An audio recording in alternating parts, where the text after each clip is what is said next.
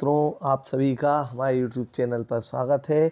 आज हम 8 ग्रेड कक्षा 8 में अध्याय 7 राशियों की तुलना के बारे में पढ़ेंगे।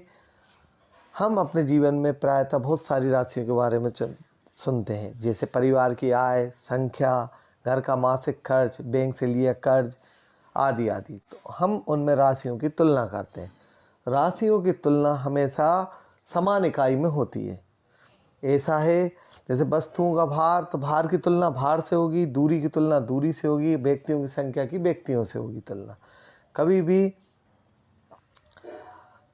समान इकाई वाली राशियों की ही तुलना होती है, बिना समान इकाई वाली राशियों की तुलना कभी नहीं की जाती है।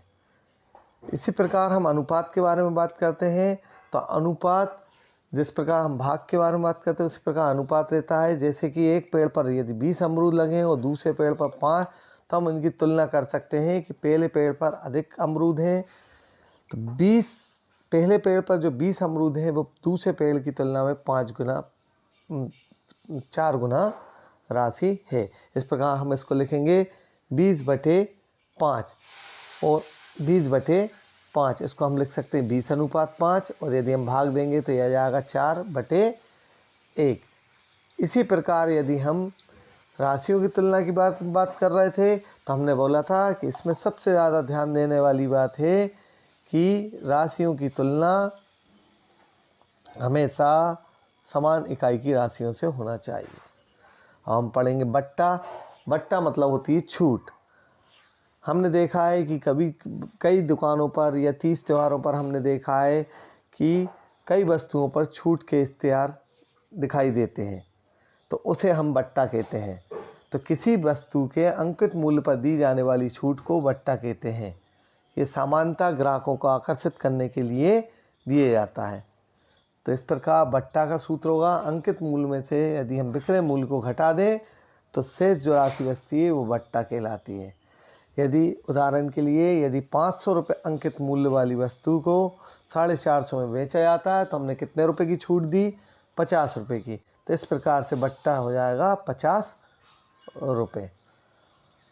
बट्टा प्रतिशत का सूत्र हमें याद करना है, बट्टा गुणित 100 बटे अंकित मूल्य। यदि हम बट्टा प्रतिशत निकालें तो हमें बट्टा 50 रुपये की छूट मिली थी और अंकित मूल्य हमारा 500 था, गुणित 100। इस प्रकार से हमें कितने प्रतिशत की छूट मिली? 10% की। इसी प्रकार प्रतिशत का आकलन, प्रतिशत का सामान्य अर्थ होता है 1/100। तो प्रतिशत प्रति 100 पर कितने रुपए का हमको बताया गया है। जिस प्रकार जैसे लिखा है 5%, तो 5% का 1/100 भाग देंगे हम, तो 2 अंक के बाद 0 दशमलव है, तो 0.05 इसका सही उत्तर होगा। आगे बढ़ते हैं अब हम, तो हम प्रश्नों को हल करते हैं। नंबर 1 प्रश्न, यदि किसी संख्या का 15% 36 है तो वह संख्या होगी। तो हमसे जैसे पूछा है किसी संख्या का 15%, तो यदि हम x मानेंगे, x का 15%, 15/100 बराबर 36 है, तो हल करेंगे तो इसका सही उत्तर आएगा 240। 35 किलोमीटर और 25 किलोमीटर, देखिए दोनों की इकाई सेम है, इसलिए इसका अनुपात यदि निकालेंगे हम तो 35/25, 5 से भाग जा रहा है, 5 7 35 और 5 25। इसका सही उत्तर होगा 7:5, डी 7:5। 400 का 30%, तो प्रतिशत निकालते हैं। 400 का मतलब गुणा होता है 30/100, 2 जीरो से 2 जीरो गई, 4 3 12। इसका सही उत्तर होगा बी 120। 840 अंकित मूल्य वाली वस्तु पर बट्टा 126, बट्टा दिए छूट। यदि अंकित मूल्य 840 है तो उसमें से हमने 126 को घटाएंगे, तो शेष बचा तो वो हमारा विक्रय मूल्य होगा। तो इसका सही उत्तर होगा डी 714। किसी संख्या का 4 गुना उस संख्या के कितने प्रतिशत वृद्धि के बराबर होगा? यदि किसी संख्या को x माना तो उसका 4 गुना 4x हो गया, तो इसके 400 गुना के बराबर होगा। तो इसका 400%, इसका सही 4 गुना इसके 400% के बराबर होगा। आगे बढ़ते हैं। छठा प्रश्न, एक जैकेट 20% का बट्टा देने के बाद 1120 रुपये में बेची जाती है तो उसका अंकित मूल्य क्या होगा। तो माना कि अंकित मूल्य हमने x मान लिया, बट्टा हमें दिया है जितनी भी राशि दी है अंकित मूल्य का 20%, तो x का 20%, तो x गुणित 20/100, 20 पंजे 100, तो x/5 आ गया हमारे पास। बट्टा तो अंकित मूल्य बराबर होता है विक्रय मूल्य धन बट्टा, तो अंकित मूल्य हमने x माना है, विक्रय मूल्य हमको 1120 रुपये दिया है और बट्टा है हमारे पास x/5। x वाली राशि x के पास ले जाएंगे तो x माइनस x/5 बराबर 1120। लघुत्तम लिया तो 5 का x में 5x माइनस x तो 4x/5 आ गया। 5 का तिर्यक गुणा किया हमने 1120 में तो 5600 आ गए। 4 गुणा में तो बटे में चले जाएंगे, 4 का भाग दिए तो इसका सही उत्तर होगा 1400 रुपये। इसका सही उत्तर होगा 1400 रुपये। अब प्रश्न नंबर 7 पर आते हैं हम। एक मेज 10% बट्टे के बाद 400 रुपये में बेची जाती है। तो ये सेम प्रश्न है छठवे का। तो माना कि अंकित मूल्य हमने x मान लिया, x का 10% बट्टा है तो x गुणित 10/100 बराबर x/10। इसी प्रकार सूत्र जानते हैं हम, अंकित मूल्य बराबर विक्रय मूल्य धन बट्टा। अंकित मूल्य हमें x माना है, विक्रय मूल्य हमारे पास 400 है और बट्टा x धन 10। x वाली राशि x के पास ले गए बराबर 400। लघुत्तम लिया, 10 में से 1 गए, 9x/10 बराबर 400। 10 का तिर्यक गुणा किया तो 4000 हो गए। 9 गुणा में तो बटे में चले जाएंगे, 9 से हमने भाग दिया तो 444 रुपये 44 पैसे इसका सही उत्तर होगा। तो अंकित मूल्य होगा 444 रुपये 44 पैसे। 8वां प्रश्न, यदि रोहन के पास अपने धन का 50% खर्च करने के बाद 800 बचे तो ज्ञात कीजिए कि उसके पास शुरू में कितना धन था। माना कि उसके पास कुल धन 100 रुपये था, तो हमने x का 50% दिया हुआ है 800 रुपये, प्रतिशत मतलब बटे में 100, तो x का मतलब गुणा 50/100, 50 दूनी 100, x/2 बराबर 800। 2 का हमने तिर्यक गुणा किया तो 800 दूनी 1600 रुपये, तो कुल धन उसके पास 1600 रुपये था। साकिब ने एक कूलर 10% कर सहित 4400 रुपये में खरीदा। बेड जोड़ने से पहले कूलर का मूल्य ज्ञात कीजिए। तो जो हमसे पूछते हैं हम उसको x मान लेते हैं। माना बेड जोड़ने से पहले कूलर का मूल्य था 100 रुपये, तो हमारे पास बेड था, जितना भी हमारे पास मूल्य था उसका 10%, तो x का 10%, x गुणित 10/100 बराबर x/10। अब प्रश्नानुसार ये कह रहे हैं कि साकिब ने एक कूलर 10% कर सहित, तो 10% कर सहित 4400 रुपये में खरीदा था। तो x धन x/10 बराबर 4400। लघुत्तम लिया, 10 और 11 x/10 हो गए बराबर 4400। तिर्यक गुणा किया तो 11x बराबर 44,000 रुपये हो गए। 11 गुणा में है तो बटे में पहुंच गए, 11 चौको 44, तो 4000 रुपये कूलर का मूल्य था बेड जोड़ने से पहले। इस प्रकार इसका सही उत्तर होगा 4000 रुपये। आगे बढ़ते हैं। 10वां प्रश्न, ज्योति ने एक वस्तु 4.5% कर सहित 3155 रुपये में खरीदी। कर से पहले उस वस्तु का मूल्य क्या था। माना कि कर से पहले वस्तु का मूल्य अपन ने x मान लिया, तो कर होगा जो मूल्य है अपना पहले का उसका 4.5%। x गुणित 4.55% का 100 नीचे लिख दिया, दशमलव हटाई, एक जीरो बढ़ा दी, काट दिया, 5 नाम 45 और 5 दूनी 20, तो आ गया 9x/200। ये इसका कर आ गया। प्रश्नानुसार राशि और कर से पहले की राशि और कर दोनों मिला के 3155 रुपये हैं। लघुत्तम लिया 200 और 209 x/200।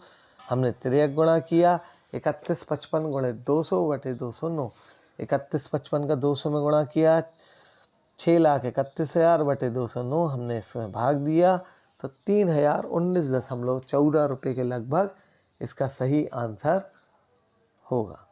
प्रश्न नंबर 11, 10,000 रुपये का 2 वर्ष के लिए 5% वार्षिक ब्याज की दर से चक्रवृद्धि ब्याज ज्ञात कीजिए यदि ब्याज वार्षिक संयोजित होता है।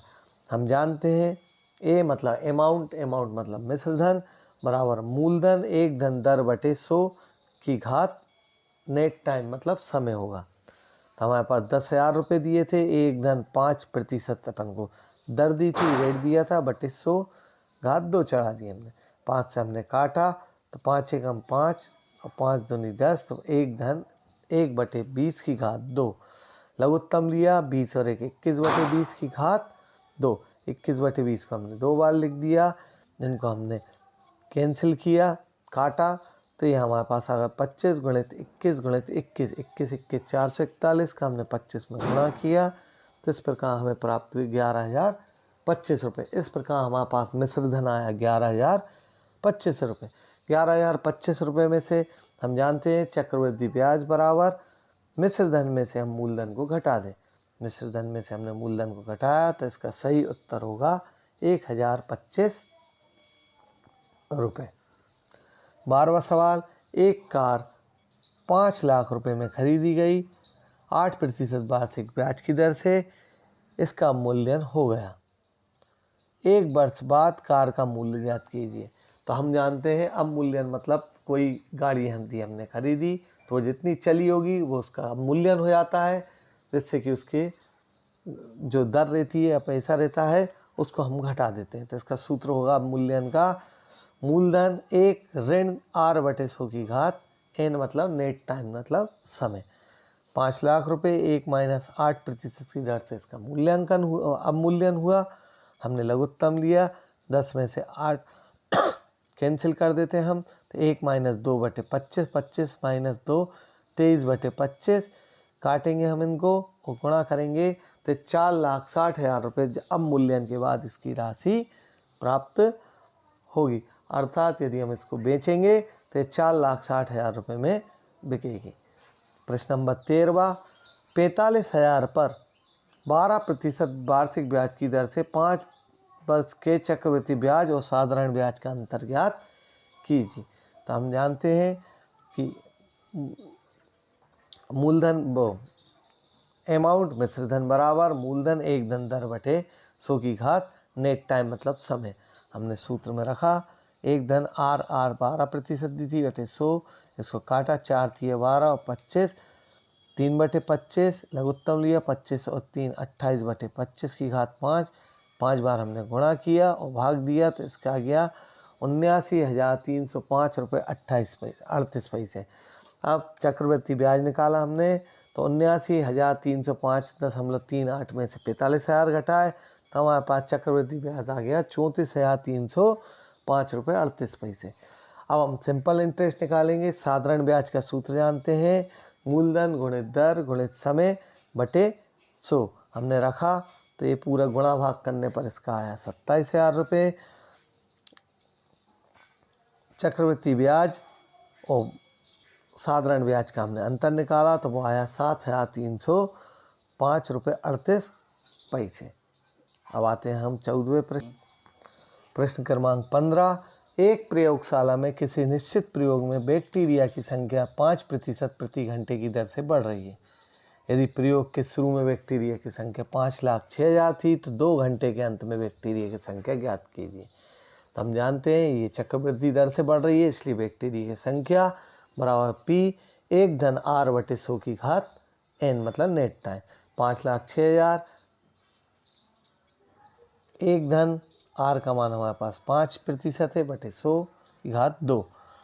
5,06,000, 1 धन काटा, 5 दूनी 10, 20 21/20 की घात 2 हमने गुणा भाग किया, तो ये आ गया 21/2। 5,60 गुणित 21/2 गुणित 21/2, 2 से काटा, 2 दूनी 4, 4 से काटा 1265 गुणित 21 गुणित 21 441 बराबर 5,57,865। अर्थात 2 घंटे के अंत में बैक्टीरिया की संख्या 5,57,865 होगी। 14वां प्रश्न थोड़ा बड़ा है, तो उसके लिए जगह की कमी के कारण उस प्रश्न को हल करने के लिए अलग से पेज जोड़ा जाएगा, वो हम बाद में करेंगे। अर्थात यदि आपको ये वीडियो अच्छे से समझ में आया हो तो आप इसको लाइक कीजिए, सब्सक्राइब कीजिए और अगले वीडियो के लिए इंतज़ार कीजिए। धन्यवाद।